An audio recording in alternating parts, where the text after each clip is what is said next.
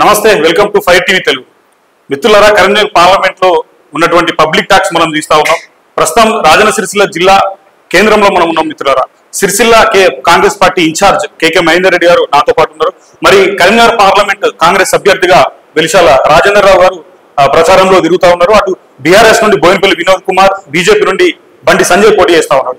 So Sircilla Congress party incharge KK Mahender Reddy garu ఉన్నారు. తెలుసుకునే ప్రయత్నం చేస్తాం. మరి నిజంగా పార్లమెంట్ అభ్యర్థి వెలిశాల రాజేంద్రరావు గారు ప్రచారం చేస్తా ఉన్నారు.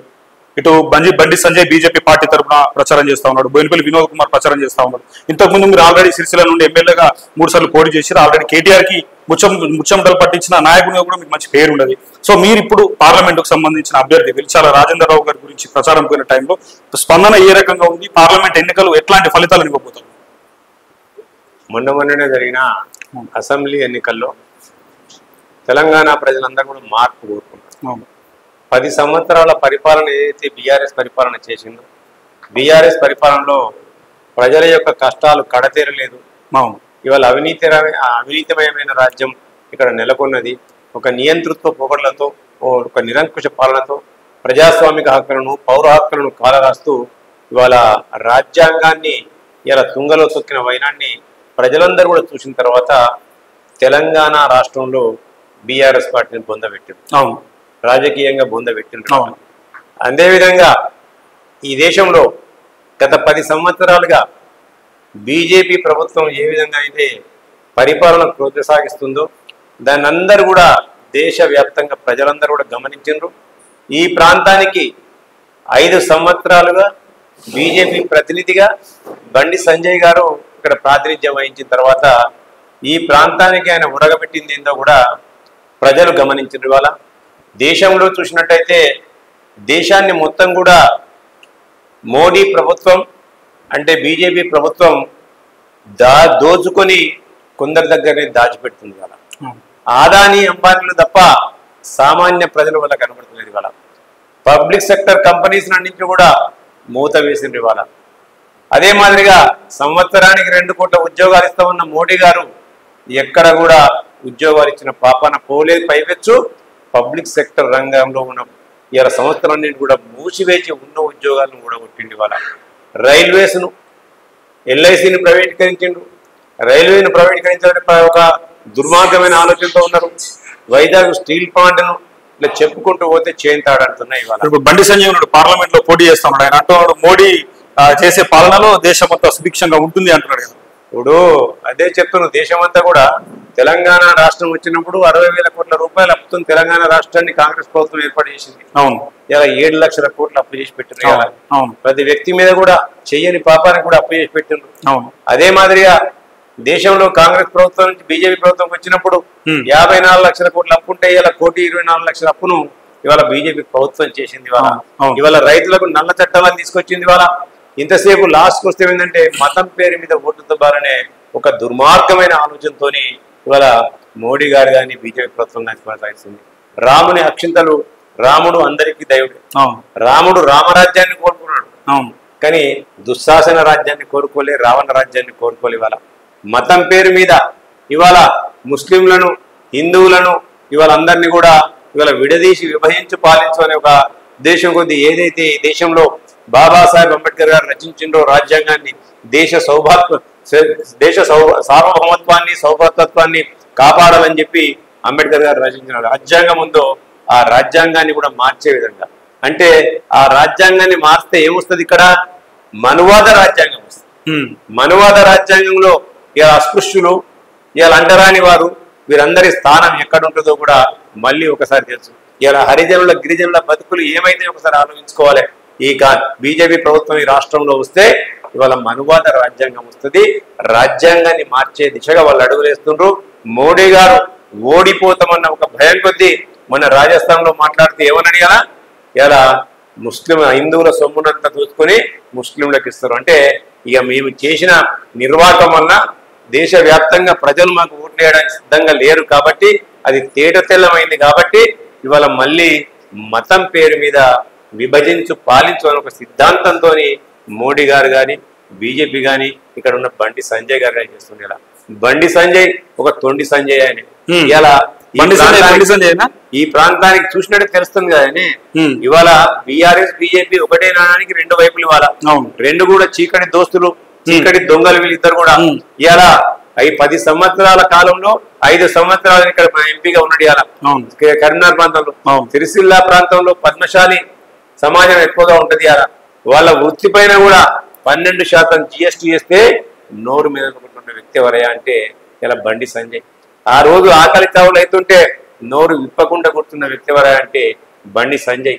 ఆ రోజు ఆకలి చావులు అవుతుంటే ఇలా శవాలను రాత్రికి రాత్రి మాయం చేసిన ఘనత ఎవరికి దక్కిందా అంటే ఇలా ఖమ్మం నుంచో వ్యక్తి వచ్చి ఇక్కడ చనిపోతే రాత్రికి రాత్రే పంచనామా చేయకుండా పంపించిన ఘనత గత ప్రభుత్వాన్ని. ఇక్కడ ఇంకొకళ్ళేమో షోలాపూర్ పంపిస్తారు, పంచనామా చేయరు.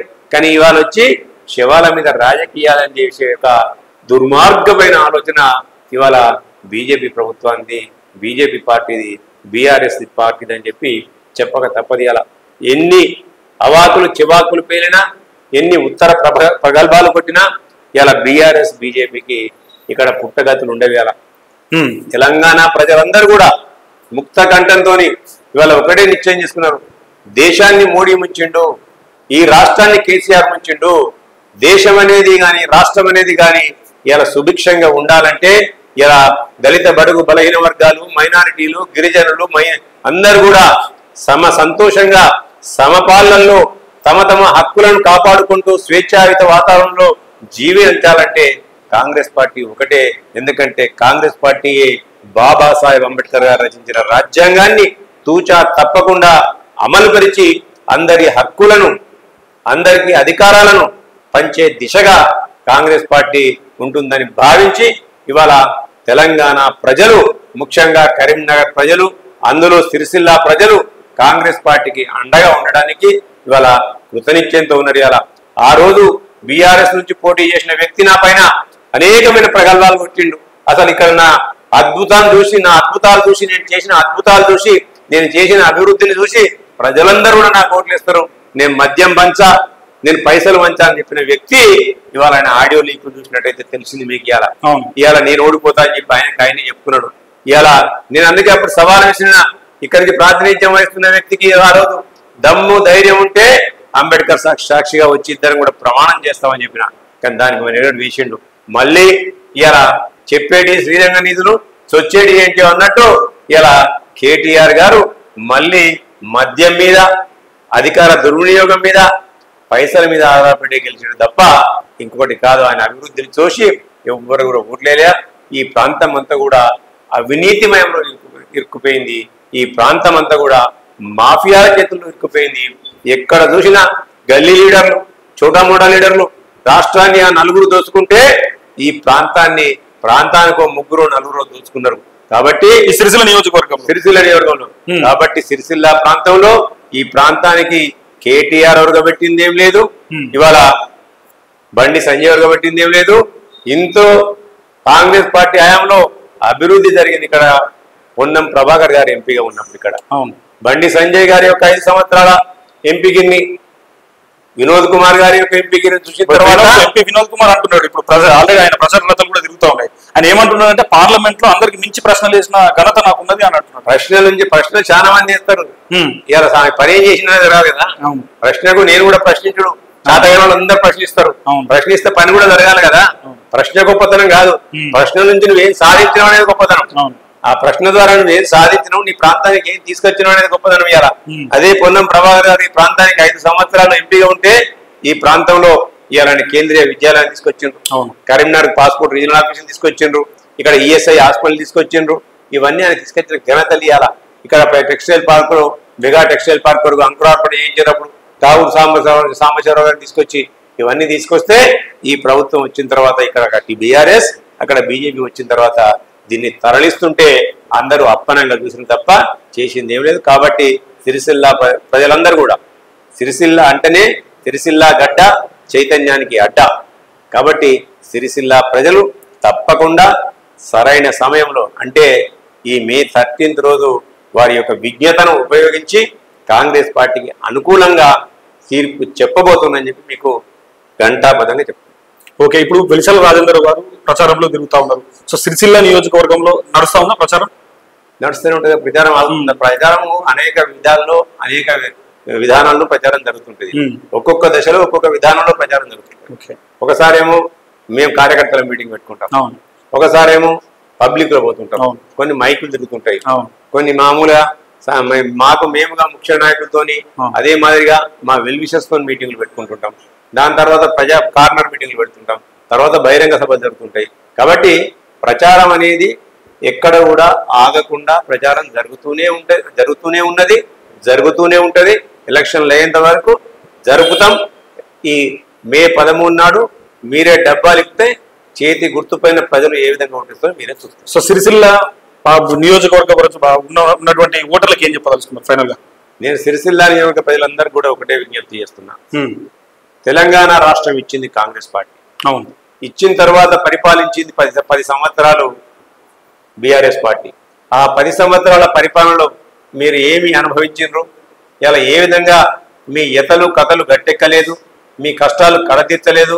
ఇచ్చిన హామీలు ఆ ప్రభుత్వం ఒకటి కూడా నెరవేర్చిన పాపాన పోలేదు. ఇవాళ డబుల్ బెడ్రూమ్ అన్నారు, ఎక్కడ డబుల్ బెడ్రూమ్ ఇచ్చిండ్రో ఎవరికి అర్థం కాలేయాల.